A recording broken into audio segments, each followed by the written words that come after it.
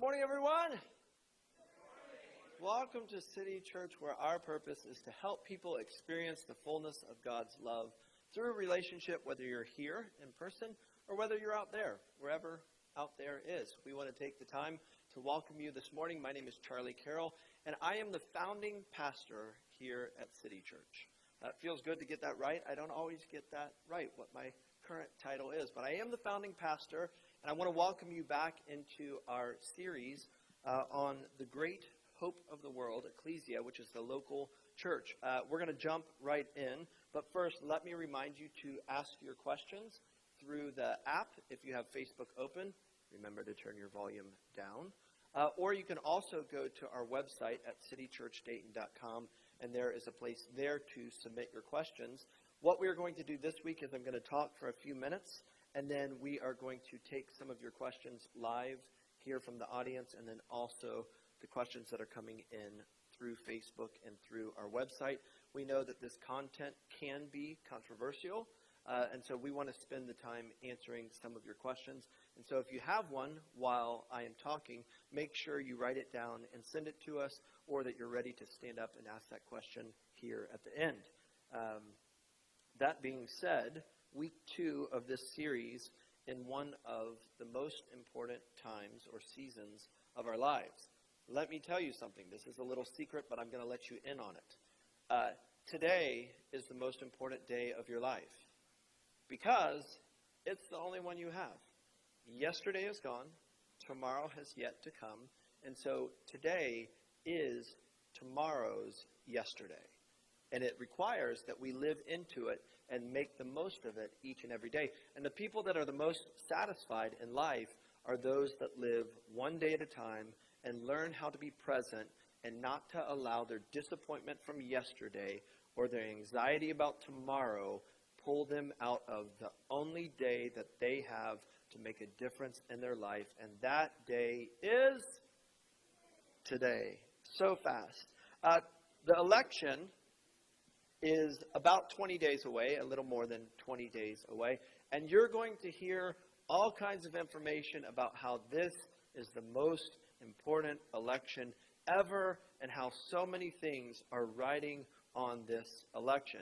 Often when you hear that kind of talk, it's coming from someone who authentically or truly believes that there is something important that will be decided with this election. And I can't deny that. But to act as if our life is going to dramatically change, or we will not be the same or have the same opportunities, the opportunities that matter, to make a difference in other people's lives based on who is elected is completely false. And I just want to talk about that today and remind you of that as you will continue to be bombarded with these messages that are often driven by fear as to what you need to do and what could happen if what you think needs to happen doesn't happen. There was a little girl that asked her dad, "Daddy, do all fairy tales begin with once upon a time?" To which he responded, "No, sweetheart, some begin with, if I'm elected." That was a lot funnier when I thought about putting it in here. We're going to jump into Genesis 3:15. This is the John 3:16 of the Old Testament. Most people are familiar with John 3:16, where God so loved the world that he gave his only son. This is the John 3:16 of the Old Testament. And we'll start with the 15th verse in the 3rd chapter of Genesis. This is God addressing the serpent for the first time after the serpent deceived Eve and fooled Adam. This is what God says: "I will put enmity between you and the woman, and between your offspring and her offspring," your children and her children. "He shall bruise your head, and you shall bruise his heel."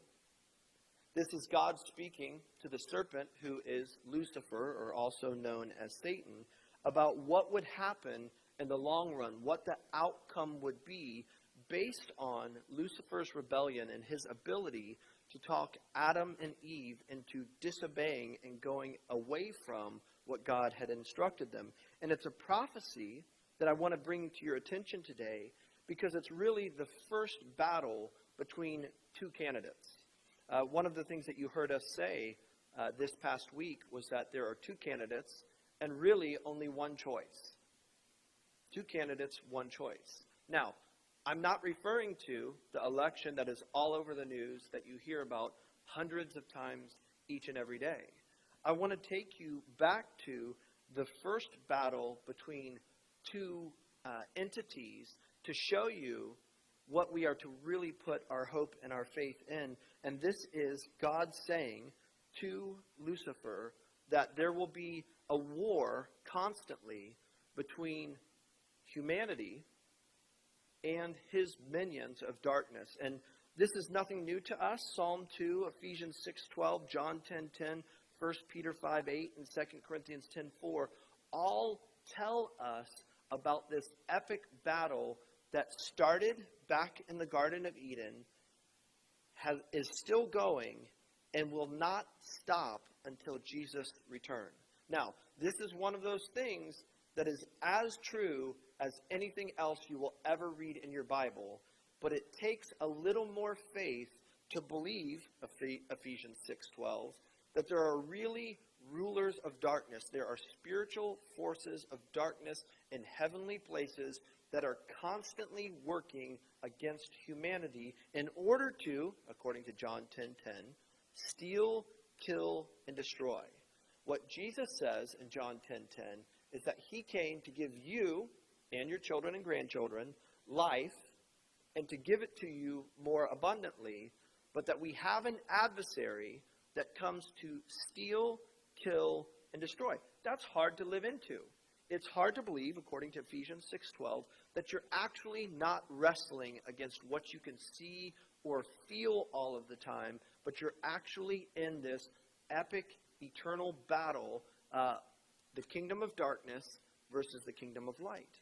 And that's why it's so important for us to understand this. And we just have to make a choice. And it's not that we can necessarily even make a choice in one day. It's really a choice that we live out each and every day, where we refuse to live by our feelings and believe or behave in a way that would say we believe. That this is all X's and O's, and it's really just other people that don't like me or don't understand me, that are against me, and they can somehow keep me from what God has for me. That is not biblical. That's not what the Bible advocates. The Bible advocates that you will have hard times and that people will misjudge you or treat you unfairly. But ultimately, at the end of the day, nothing can thwart or throw off or keep from you what God has for you, but it requires you recognizing who your real adversary is. And so when I say that there's two candidates but only one choice, going back to Genesis 3:15, biblically we are asked to acknowledge that we wrestle not against flesh and blood, but against principalities and rulers of darkness in heavenly places. Those are the two candidates.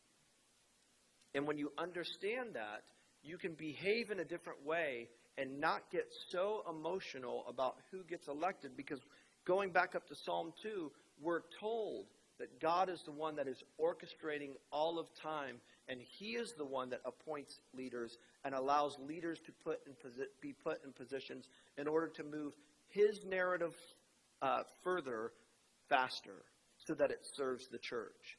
And so we that are supposed to be the city on the hill, we that are supposed to be the salt in the world, which is preservation, and it's a mineral that is good. That's what Jesus said to us. We are the ones that are to lead with our thoughts about everything here on earth. We are the ones that are ambassadors of light, life, and love. And what Jesus said is, if you guys get it wrong, people are in trouble. If those that are supposed to be the light and are supposed to be that city that can be seen from far off get it wrong and behave like everyone else that is not full of light, life, and love, how much trouble are we actually in? And so I just want to draw to your attention, it's cool to believe in this higher power and that God exists and that God is watching out for us and he's working all things together for good. But if we're going to believe that, and we're going to believe that the Father sent his Son to die on our behalf so that we can receive his sacrifice and therefore be free from the influence and the authority of the God of this world, we also have to acknowledge that, yes, there is an absolute epic battle that we're called to be a part of, that we're called to choose a candidate and enter the kingdom of light versus the kingdom of darkness, that we're called to move the kingdom of light forward versus the kingdom of darkness forward. Yes, we've got to acknowledge that, but we've also got to acknowledge that 1 Peter 5:8 says that we have an adversary that's not sitting around being lazy, but is out there hunting and seeking people whom he may devour. And we have to acknowledge 2 Corinthians 10:4 that says the weapons of our warfare are not carnal, they're not fleshly, they're not something that we just fight with our own strength. We don't train harder and punch the speed bag more often or run more miles per se. That we're actually in this epic battle, but God is in control, and we're called to recognize that more than political parties, it's about a kingdom of light versus a kingdom of darkness. And so that's why I just don't understand why we act or behave, or why we would act or behave as if God's kingdom moving forward is dependent upon who gets elected. Who told you that? I wrote here that God said there would be this perpetual struggle between satanic forces and mankind. It would be between Satan and the woman and their respective offspring or seeds. And so if you'll write this down, you can't win the wrong war. There is no win to the wrong war. That if you wake up and you find yourself giving all of your emotional energy and your sense of peace to the wrong battle or the wrong war, you'll always lose. I can remember being in junior high, and there was a really small gym that we were in, and we were playing dodgeball, which who doesn't love that?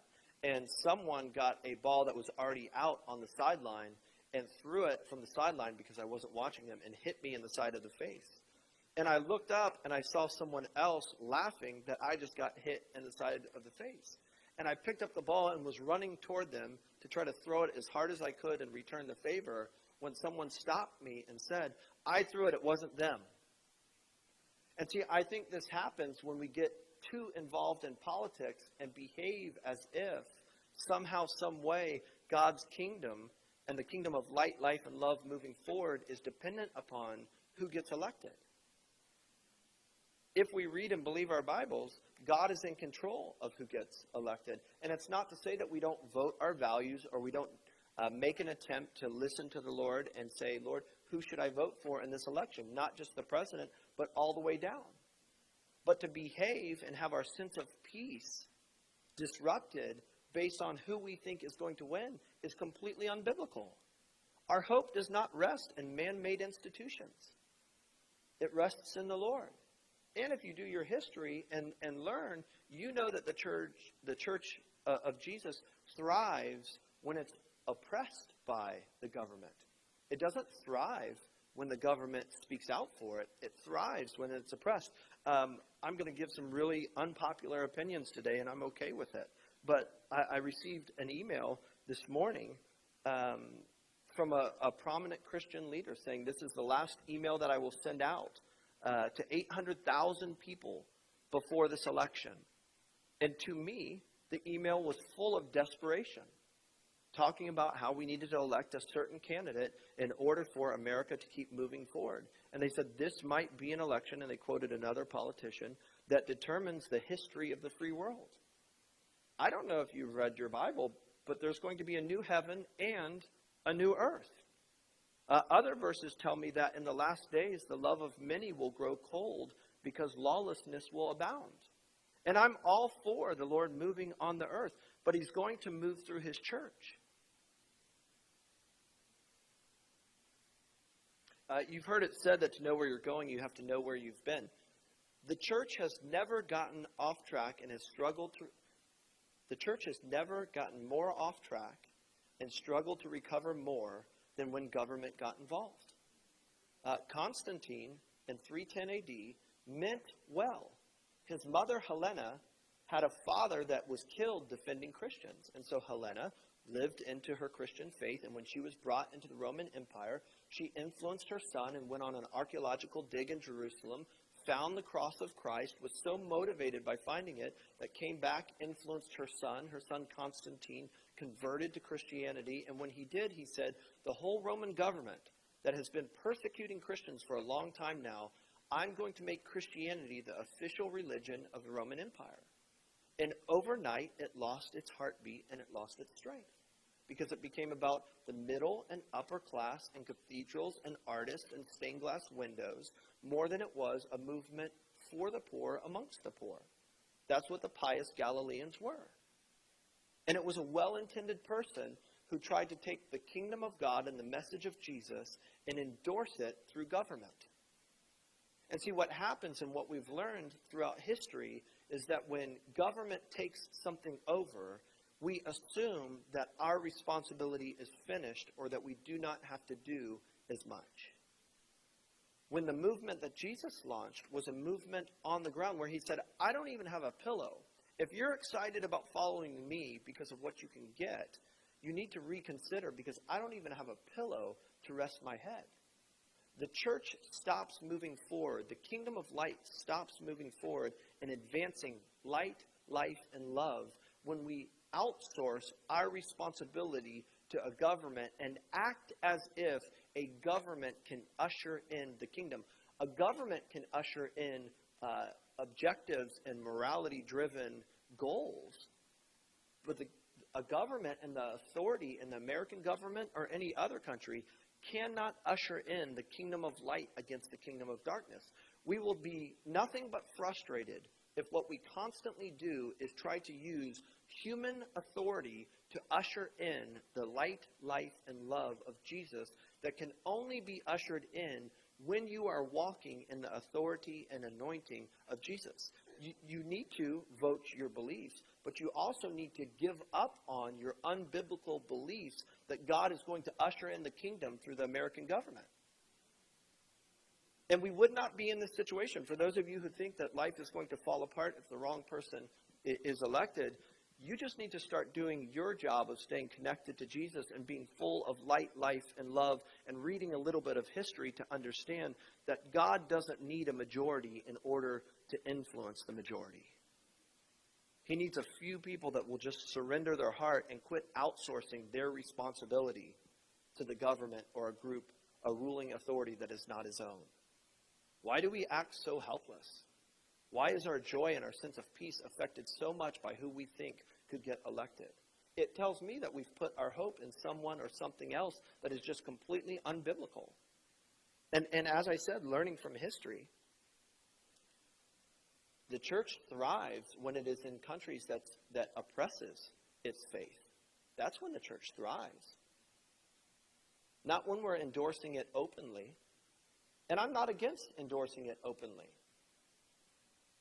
But if we were doing our job and being light, life, and love to our neighbor versus outsourcing that to someone else, we might have a little bit of influence when it comes to that person that is wanting to do something that we think is unbiblical.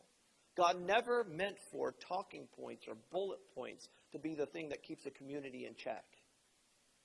He's always intended it for it to be the supernatural power of the Spirit working in and through us to influence people the way that Jesus influenced people to be the change that we wanted to see in the world. And we think that somehow, some way, we can elect people and step back and let them legislate morality. We're not reading our Bible.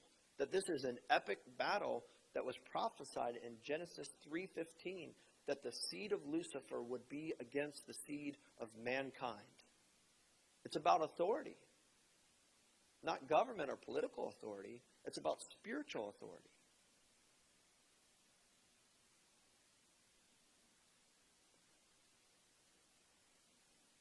God's plan for the world, which includes his plan for your life, is not dependent upon any government, but it includes it. You can't win the wrong war.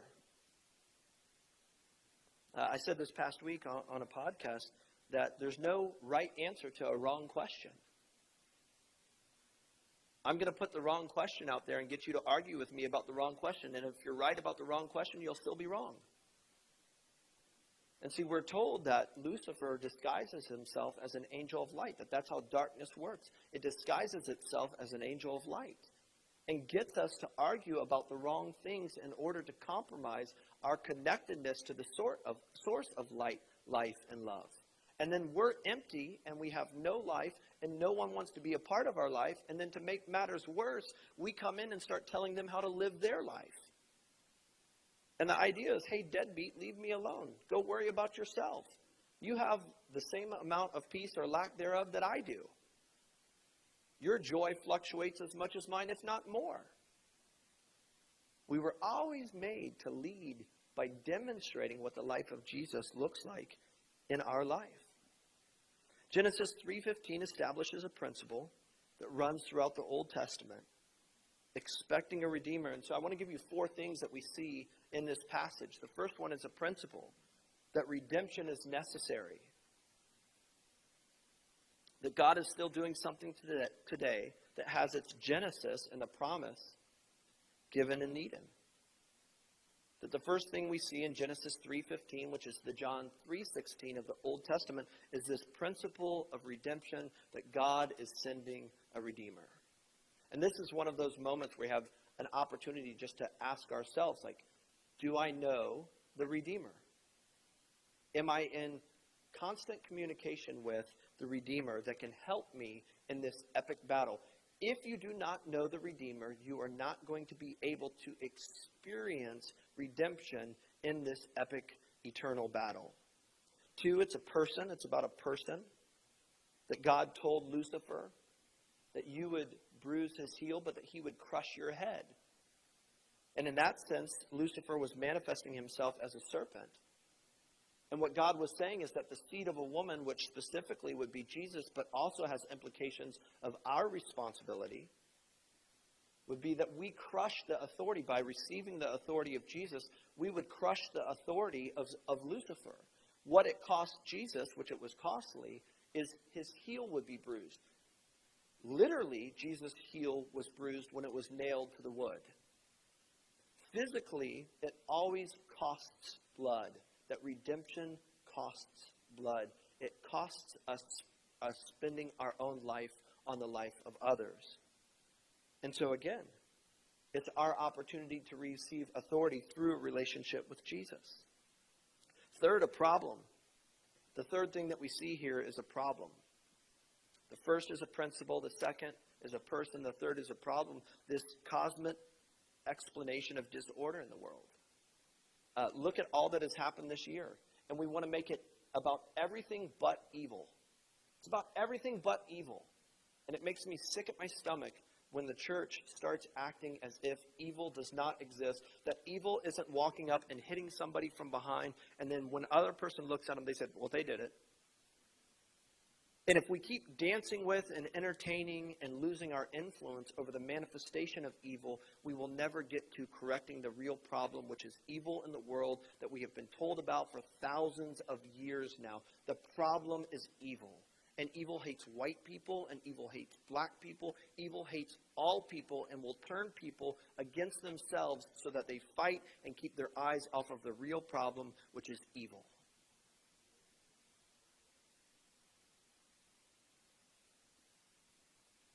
That we do have an adversary that's at work. And so we would do well or be wise to understand that we are to pray, that we are to be delivered from evil, that we're to be protected or led not into temptation and protected from evil each and every day, that it's not your manager or your employees that are your biggest problem. Your problem is if you are on or trying to enter the kingdom of light and operate in a way that delivers light, life, and love to people, you will be resisted. And of course, darkness and evil will try to get people and influence people to make your life harder. But you would do well to spend more time in prayer, asking for God's protection and wisdom against this epic battle of evil than you would looking at that weird face or whatever it is that you want to put all of that responsibility on, to say, if they weren't in my life, or if I didn't have this business, or I wasn't facing this difficulty, boy, would life be great. It's completely unbiblical, and God doesn't care that you have unbiblical beliefs. What God cares about is that when you have unbiblical beliefs, you are the one that will be harmed by them because we call it ignorance. We are in an epic battle against evil, and if you are trying to enter the kingdom of light, life, and love and expand that in the world, you will be resisted. Last, the fourth thing, we have a principle, a person, a problem, and the fourth thing is a promise that the kingdom of light overcomes the kingdom of darkness. That we've been promised from the very beginning that the kingdom of light wins. And let me tell you on a practical level what this means to you. You just have to be patient. That there are going to be many of times in your life where you feel like darkness is going to overtake you and that darkness is going to win, that the kingdom of darkness is going to overcome your situation. And often people experience loss and give up because they were not patient enough to allow the kingdom of light to have its way in their situation. I understand that you've made a lot of mistakes. I understand that you've experienced trauma. I understand everything doesn't look the way that you want it to look. But don't you dare forget that Joseph spent at least 15 years of his life believing that darkness was winning, and yet he kept the same right attitude that allowed him to receive everything in his immediate context that would prepare him to rule for when the kingdom of light wanted to come to the surface. Don't ever underestimate God's ability to use the fronting or the manifestation of the kingdom of darkness to prepare you and to get you ready for when he's ready to put you out front, to lead more people and to expand his kingdom. The work of redemption, and listen to this carefully, the work of redemption unfolds in enemy-occupied territory of deadly and constant opposition. That, my friend, is why you are being resisted every step of the way. And you've got to learn to be present. You've got to learn to have peace that surpasses understanding. We have been told these things for a long time. And so to lose our joy or to lose our peace because we did not believe this or read our Bible or believe it is on us. It is not on him. In this world you will have tribulation. But take joy. I have overcome the darkness. Really quick, let me apply this. Things that you can take away, right? You can't win the wrong war. You got to make sure you invest your energy in the right places. You got to make sure you're connected to the Spirit. Really quick suggestions. Expand the kingdom. You don't need anybody's approval to do this. You can do this every single day. If you're gung-ho about getting people out to vote for one day of the year, and yet you're not expanding the kingdom, the other 364, you're blind and don't know it. I'm not against voting your values. I'm not against voting certain candidates in. But if you're acting as if one day of the year is more important when it comes to your opportunity to influence people and be Jesus to people, you're absolutely blind and don't know it. And God offers us the opportunity to wake up and realize we have an opportunity each and every day to be the light, life, and love of Jesus and with those and in those that come across our path. Number 2, exercise your authority. Jesus said he's given you authority to overcome the darkness. Jesus said he's given you authority to forgive people and to promote good in the world. Be the light that you want to see. Your commentary on the darkness isn't helping anyone. Be the light in the world you want to see. Return good for evil. Talk about your enemies in favorable ways. You can expand the kingdom by exercising your authority. And last but not least, embrace resistance. It's going to happen. Would you please quit crying to everybody about how hard your life is? You were told it was going to be hard. Get the right amount of rest that you need to. Take care of yourself. Feed yourself. Put yourself in the right environment with positive people sometimes so that you can encourage each other and embrace resistance. You're going to be resisted. But the good thing about resistance is when you embrace it, it makes you stronger. It gives you a voice. It gives you more influence. Amen? Can't win the wrong war. Make sure that you recognize the foundational war, the war that's been going on that you were birthed into a long time ago and have read about now in God's word. We're going to take a few minutes just to let you reflect, and then today, because of the nature of the content, Mallory's going to join me up on stage, and we'll take some questions from the audience here.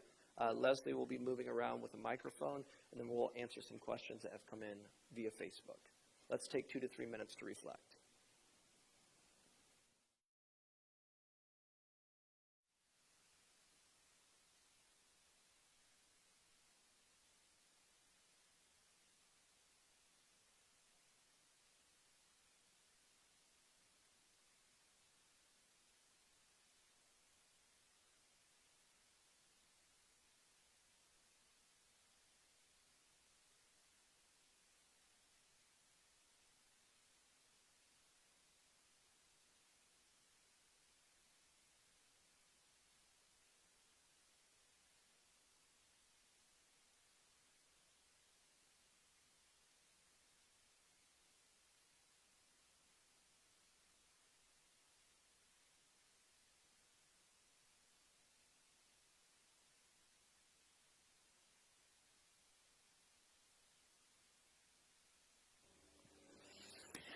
Okay, we are going to get started. Like Charlie said, if you're here in the room, you'll have an opportunity to ask questions into the microphone, but you can also use our app or our website. A couple of questions have already come in. One of them is, so you talked about what the two candidates that we're actually contending with. There are people that still think that the two candidates you're speaking of, light and darkness, are represented by Democrats and Republicans. What do you say to those people, or how do you interact with those people who hear what you're saying and are still certain, like, yeah, it's what you're saying is Republican versus Democrat? Yeah, sure.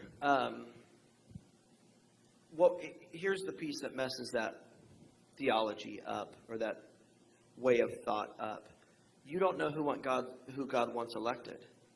And see, this is the problem with a country that's become morality-based, where our faith was taken over by morality-based thinking, though Paul tells us that on our best day, our righteousness is as filthy rags. It doesn't mean that a life that is controlled by the Spirit won't demonstrate moral principles. But we have gravitated so far over, though you see throughout the life of David and the life of Paul and other heroes of faith like Moses, that they were murderers and adulterers, that God still works through people like that.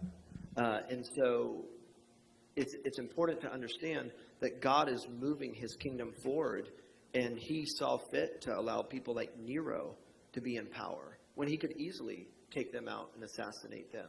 And so Psalm 2 says that there are world affairs and things happening in the world according to the wisdom of man, but God still has an agenda. And I don't think that it's wrong to vote for the candidate that you think best represents, God's way. But at the same time, you don't know. There are times that God wants someone else elected. And our ability or our desire to control things and feel in control gets disguised like crazy. Like, oh, well, and the truth of the matter is, it's like perfectionists.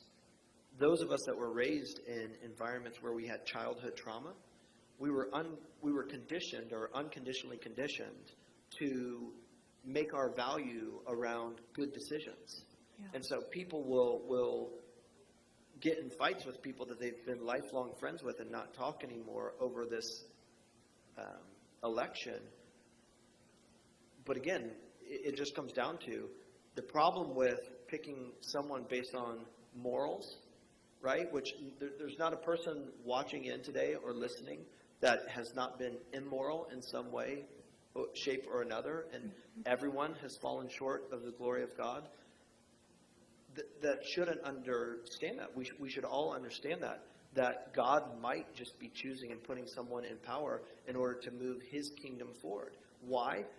It's not that he even has to pull the puppet strings as much as he pulls his grace back as an act of love to give mankind over to themselves in order to let the kingdom move forward. And we don't understand that. Yeah. We've become morality driven, and we've implemented the American dream into the story and the narrative of the kingdom.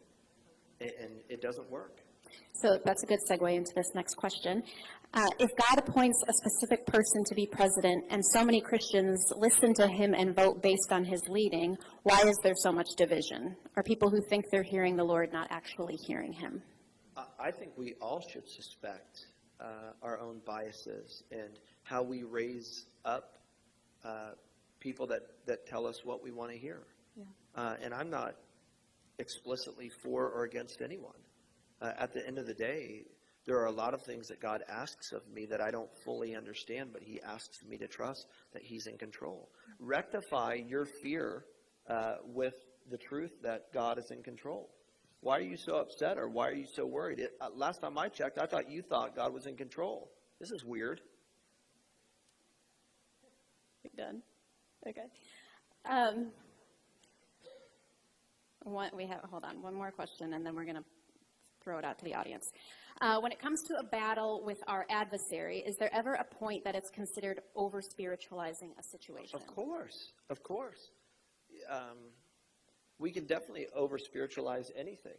I mean, and that's why we're invited to be learners. The word for disciple is the word a learner. I can tell you my opinion, and I do that regularly, and I do it in a provocative way that I'm trying to get you to think about it for yourself and own it for yourself. But of course we can become so spiritual that we're not practically beneficial to those that are around us. And I think it all comes back to, even more than the epistles, it comes back to the life of Jesus. What did Jesus look like when he was in front of people? When he encountered the spiritual, he tried to make it as simple as possible. When he delivered the demoniac, the person that was possessed with all of these demons, he purposely would tell the demons not to make a lot of noise because he did not want a spectacle. When people tried to carry him into Jerusalem to elect him, he purposely moved through the crowd because the government of God does not move through the government. It's not established and expanded through the government of mankind. Mm-hmm. The government of mankind is easily controlled by our desires, and we don't even see it at times. Yeah. And so God furthers his kingdom through the headship or the leadership of Jesus, where, and this is magical, each person in this room and each person listening today have an opportunity to surrender to the King and to be a part of the body of Christ, which is, again, one of those things that's hysterical. All of these great patriots that, are out and ready to vote and care so much about their country, give a damn about the church most of the time, and are uncommitted to it. I think I told you this. Whenever the vice presidential debate was, I was on Facebook. And it was like when you're like driving past a car accident and you're like, I don't want to look, but I have to look. It was horrifying, like the comment threads of people that we know, that I know them because of church, and all of these people that go to church together, like, I would not want my kids reading what they were saying. Sure. It was horrifying. Sure. And that's why I love what you said about us being people who push light rather than like darkness, like not talking about what's wrong or what could be wrong or evil or bad, but like just more light. Like, get off of Facebook. Yeah. If that's the only thing that is going to be well, if coming you think you're going to influence someone through Facebook, probably why you're still there. Right. But it comes back to where I was on Tuesday night. Let me connect some dots here. The reason why I would say that you're running and you're die hard about being this great American patriot, but you don't give a damn about the church is you have a group of people, a small group of people right in front of you that you have an opportunity to show up and give and contribute to, and you don't do it. And so then to run to the polls as if you really care about community is not true. You care about yourself, and you're trying to elect someone that's going to make your life better, not the community that you are saying or the country that you're saying you're committed to. And so it starts small in our small circle, and then it expands from there. And the group of people that God has given us to grow with and to become more like Jesus with is the church first. Mm-hmm. And so when we go from our relationship with the Lord and jump all the way to the country and jump all of those steps, we do that because it's a lot easier to be a great American patriot than it is a member of the body of Christ. Sure. Yep. Okay. Who has a question in here? I mean, there has to be a million, but let's start with one. Anybody? You can just stand and Leslie will bring the mic to you. Super easy. Couldn't be any easier.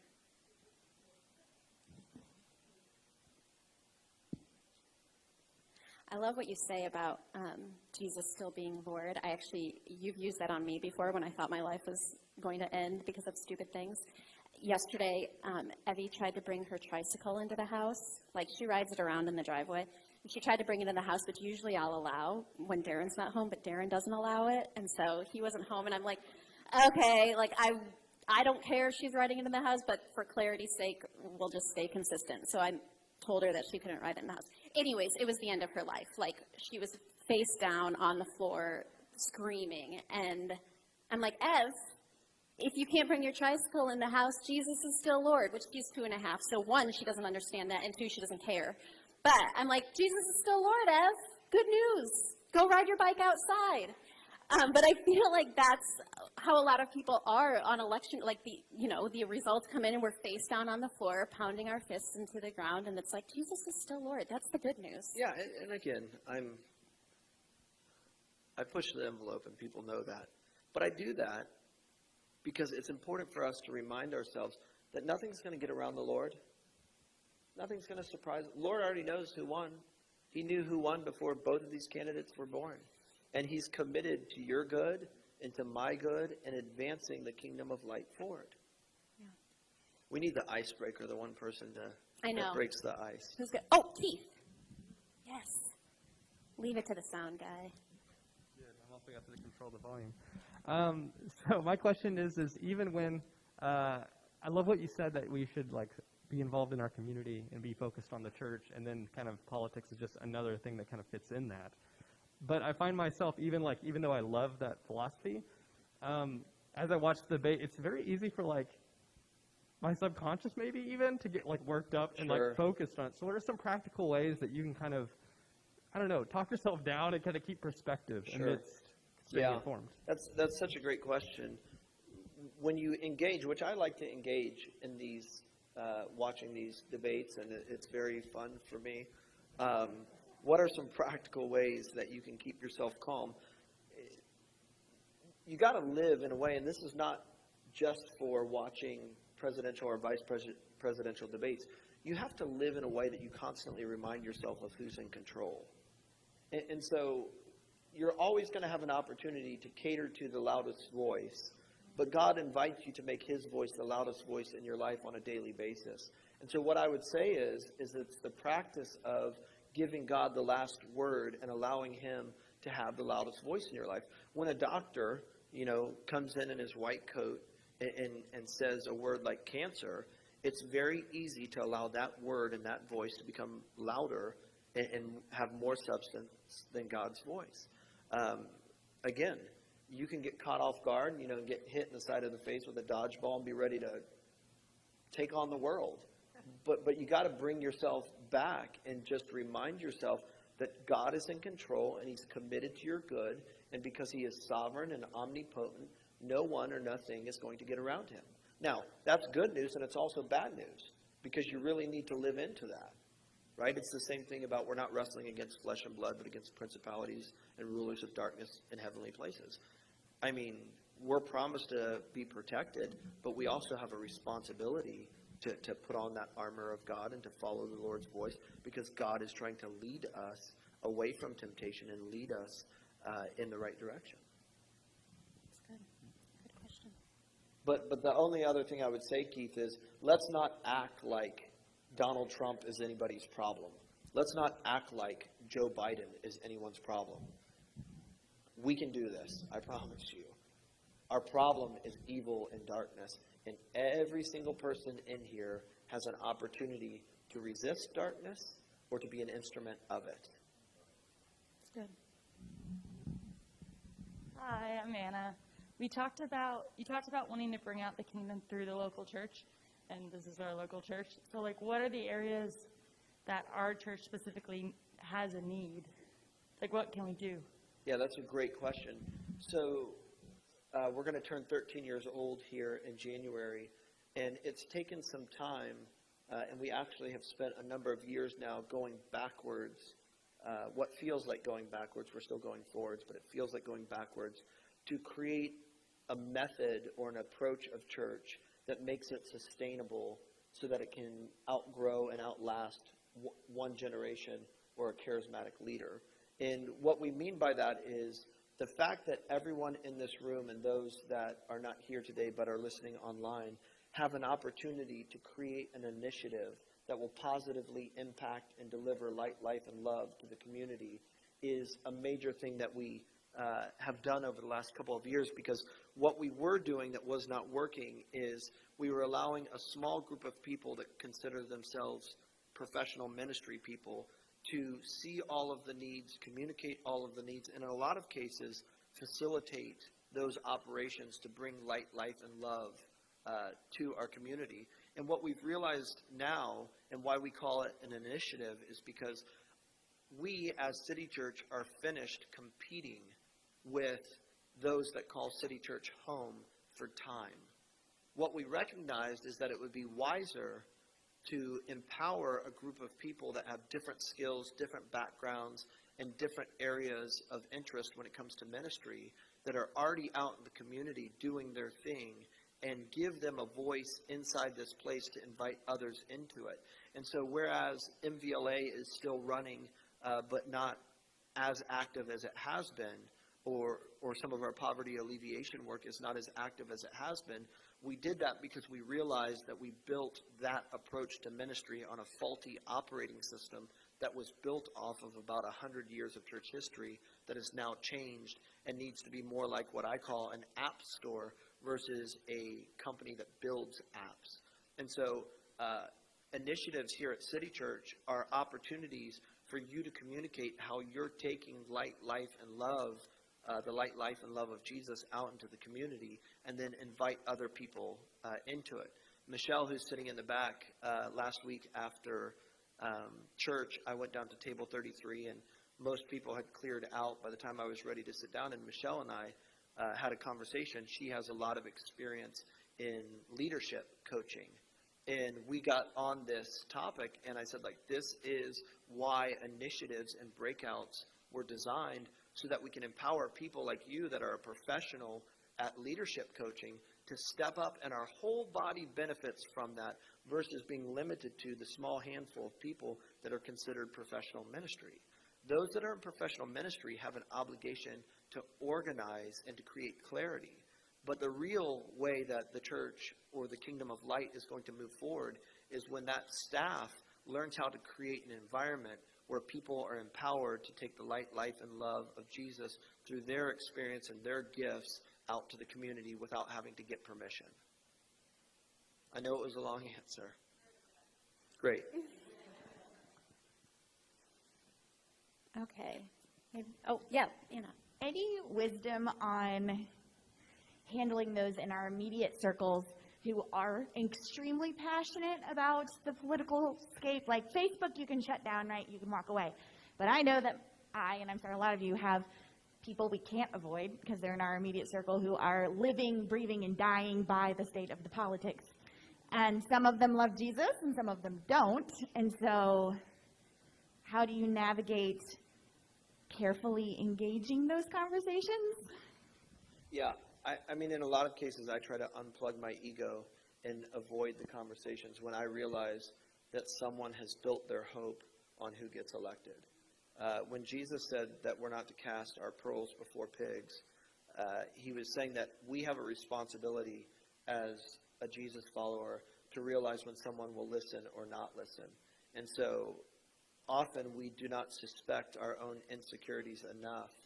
And so we feel like we will be more, that it's our role and responsibility to contribute to society and share our opinion because our opinion is closer to the truth than their opinion. And so we engage and we lose influence which ultimately at the end of the day is bad for you and it's bad for them. And so I always do a little bit of an audit as to how much hope someone is putting in this election. If you approach a person or a person approaches you and they are viewing this election to be a life jacket, it's your problem that you try to take that off or blow holes in it. And so I try to assess, where is this person out? Where's their level of health? And I'm not going to engage if they are so radical about this being the great hope of the world who wins this election. I'm not even going there, because you're going to do nothing but get dirty when mud is flying. And you just got to recognize that there are a lot of people out there who practically do not know, practically speaking, forget what they say they believe.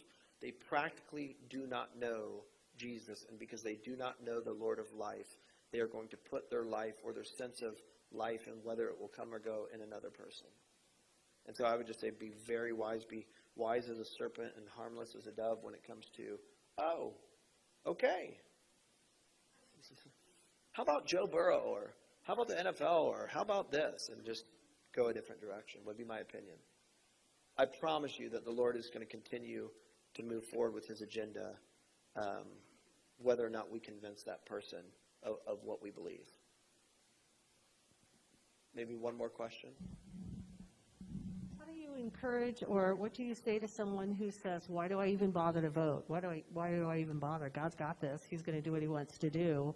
Why should I even show up? Sure. Let me double or triple the amount of emails I'm already going to get in my inbox.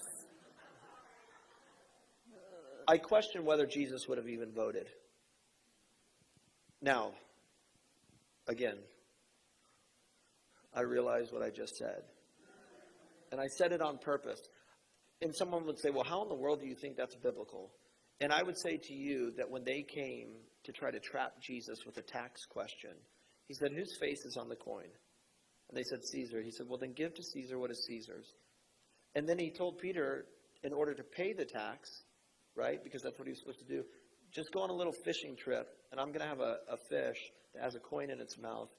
Bring the resources to us that we need in order to meet our obligation, because we're not necessarily interested in being known as a rebel. We're interested in moving a different agenda forward. And so I see it two ways. I see it that when we feel convicted to vote our beliefs and for someone that we feel to be pushing the kingdom forward, whether that's through an agenda or beliefs, or maybe just even a lack of commitment to have government think for everyone, right? That's going to shape my vote, right? I don't need to say who I'm voting for. I'm interested in the least amount of government possible. That being said, on the other side, I'm not interested in becoming a Maccabee, if you know church history, where I am purposefully trying to go against the established government. I think I see an attitude in Jesus where he said, let that system be its own system. And then I would take and say, if you feel convicted to vote because of what you know about that system, then do it. But let's just not cross a line and behave in a way that we think all of our hope and the hope of the world rests in a political party. I just had a vision of like every single person's hand being raised. 1,000 more questions. Okay, we're going to stop there. If you have questions or comments, direct them to him, please. A couple of announcements before we head out. I don't know if I still have, oh yeah. Okay, so what Charlie was saying in response to the first Anna's question about how to kind of move the kingdom agenda through our church, we have an ownership class that is available to you online. So leading an initiative is an opportunity that owners at City Church have. And so first you can become an owner and then lead an initiative. So the ownership class is available online. You can take it, it's asynchronous, so take it and pause and come back to it as you need to. But that is something that is available now on our website. And then you are welcome to be submitting the initiative that you're going to lead in November. So if there's something, even just as he was talking, a thought that was spurred within you of something that you can, a passion you have or talent, gift, whatever, that you can lead our community in, please let us know. You can go to the initiatives page on our website and let us know what you want to lead in November. I don't even know where I am with, oh yeah, okay, so giving. You can text the number on the screen to give. There are opportunities or places on the website and the app to give, or the black bucket in the back of the room here, and that is obviously a way that you can help be moving the vision of our church forward. We do this completely by your generosity, your tithes and offerings. So thank you so much, guys. Thank you for your questions. Again, honestly, seriously, if you have more questions, you can submit them through the app or the website, and we will answer them in some format. Okay, have a really good week, and we will see you next Sunday. Hello, thank you so much for joining us this morning and for participating in our conversation with your comments and your questions. As always, we would love it if you would share the link to today's message. If you need anything, you want to know more about who we are, you can visit our website at citychurchdayton.com or send us an email to info@citychurchdayton.com. Have a great week.